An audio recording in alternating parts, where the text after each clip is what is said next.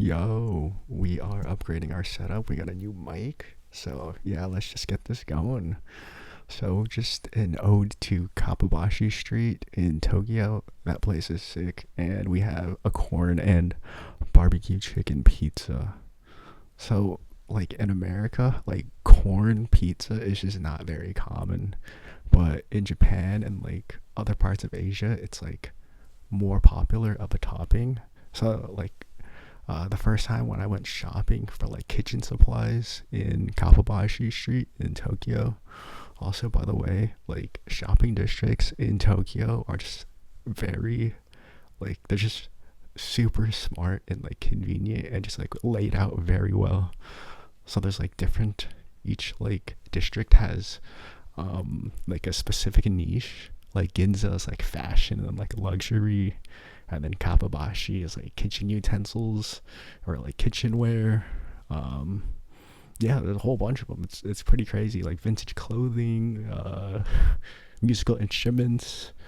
Um, yeah, it's it's really cool. But yeah, so I did like what any sensible person would do before shopping, or like the night before, was, get a drink, get a notebook, watch some YouTube videos on uh like areas to explore in Tokyo. And I'm interested in cooking, There's a cooking a blog and YouTube. So I went to the kitchen town, and that place was pretty crazy. All I can say is that if you like cooking, you gotta go to Kappabashi Street. It's like a dream. Yeah, they got beautiful plates, high quality chopsticks, fancy razor sharp knives, super nice quality cutting boards. It's like all there. I just like the people that you meet around there too. I just love like chatting with like the random foreigners on their Japan trips. Like why they were buying a new knife. I mean, some of them, they didn't actually cook much, but they were spending like a pretty penny on a new knife. And that like reignited their interest in cooking, which is a good thing. Um, yeah, because like once you have the right tools, it just makes the activity a lot easier and like more fun. Like buttery smooth, precision, delicate, uh, intricate cuts can just make you enjoy cooking, whether it's like chopping, dicing, or a butchery task like breaking down a chicken. If you have a dull knife, it's just not fun. Um, and to the other side of the coin, chatting with like professional chefs who are just upgrading their kit to improve like their speed and their technique in the kitchen. That was also a pretty crazy thing to see. I actually was convinced by this one British cook.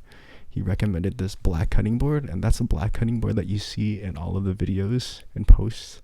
It's actually really cool if you like taking pictures of your food, because the contrast of like dark and light. So when I'm chopping like garlic, you can see it very well. Yeah, it's a good, very good cutting board. But yeah, gear is such a fun thing, and it can change like how we view the task on hand.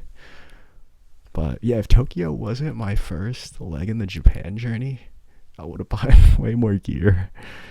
So like bowls and spatulas and aprons and plates and drinkware. There's everything that you could ever want. It's a dangerous place for a cook. But yeah, Kappabashi Street really like allows like total newbies or like hobbyists like me, or like professional cooks, to like bathe in like the highest quality like cookware. I actually went into this knife shop by accident. I think it was only like invite only, but yeah, I think you needed to reserve online or get like an invitation to like visit their store. But I just walked in there.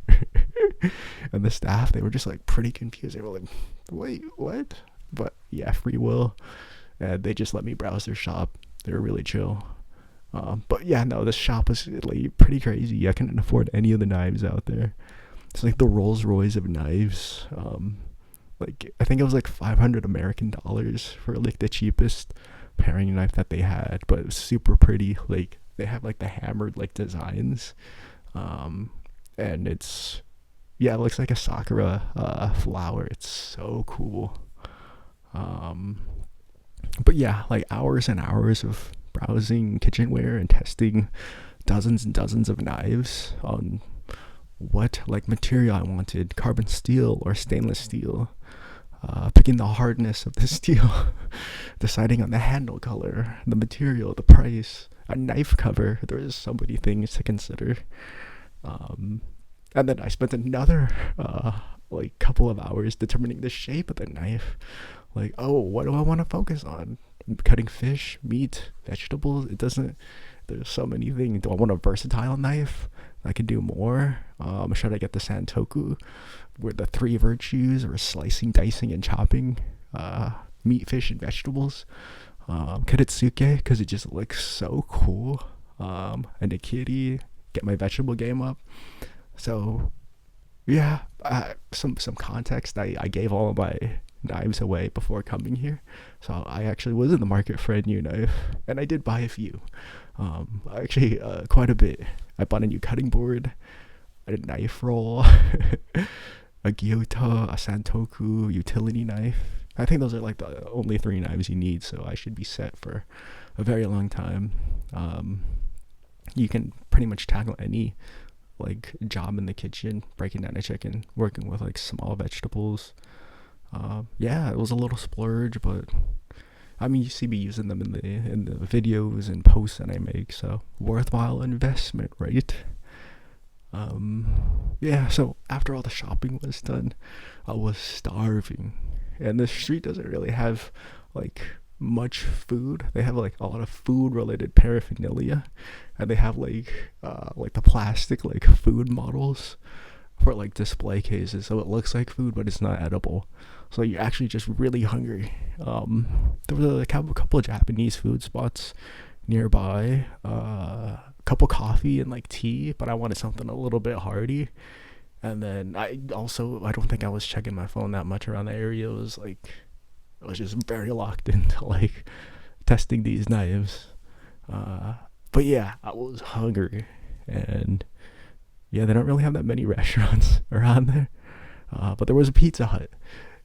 That was literally the closest place at the end of Kappabashi Street.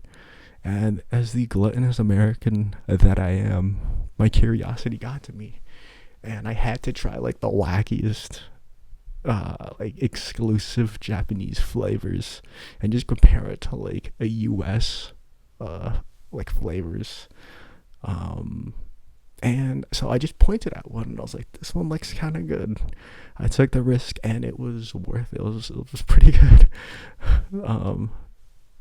Yeah, the Pizza Hut was also only takeaway, so I had to go to like a nearby park, and I got attacked by a couple pigeons, and like a super tiny, cute little dog that wanted to eat the pizza with me. So it was quite an experience trying to eat this pizza. But who would have thought that like sweet, salty, like cheesy goodness from like cheese, like I think it was like a teriyaki chicken and like corn and mayonnaise, and I washed it down with a lemon drink that could totally like rot or like erase your enamel. It was good. It was a good combo. Yeah, but the pizza is surprisingly crispy after like 10 minutes of walking in the box to this park. And they also added a extra like packet of furikake, and it just adds like a little bit of like umami to like cut through all of the richness. So really cool, really tasty pizza. So yeah, here we are today. We just miss Japan more and more. It really is just like a wonderful place. Everything you know as a Westerner is just like flipped upside down. You're like, it's challenged and like put on a plate and served to you hot, whether you like it or not. It's like, this is just how they do things here, and you just have to accept it, and that's like the fun of it. So yeah, Japan's just built different. It's so cool. Yeah, so all these things that like challenge like your current like beliefs, it's like a really cool thing to reflect on, and you just see yourself grow and get out of your comfort zone. So yeah, just seeing both sides, getting that fuller picture, really interesting experience visiting all these like foreign countries. And then when you start missing a place, you can't really be there all the time. Next best thing is to recreate that dish wherever you are in that world, making that food that you really miss, using what you learned when you were traveling over there. You bring a little bit of the culture, nostalgia, itch that nostalgia, or scratch that itch you have. Yeah, life is really nice sometimes when you can put everything that you learned together in a dish. But yeah, life is hard, but it's when you make something that brings you happiness and peace. I mean, life is not going to be easy all the time, but a little bit of struggle is good. And that's where the corn and barbecue chicken pizza comes in. Missing Pizza Hut in Japan made me make this recipe. I made a video, definitely watch that one. So I got to fill my Japanese Pizza Hut craving. I really hope you enjoy the video that I made. Like the video, subscribe to the YouTube channel. We are on Patreon, we are on Instagram at bigdawgsgottaeat. We're on TikTok now too, so yeah, I hope you enjoyed this video. I'll see you guys.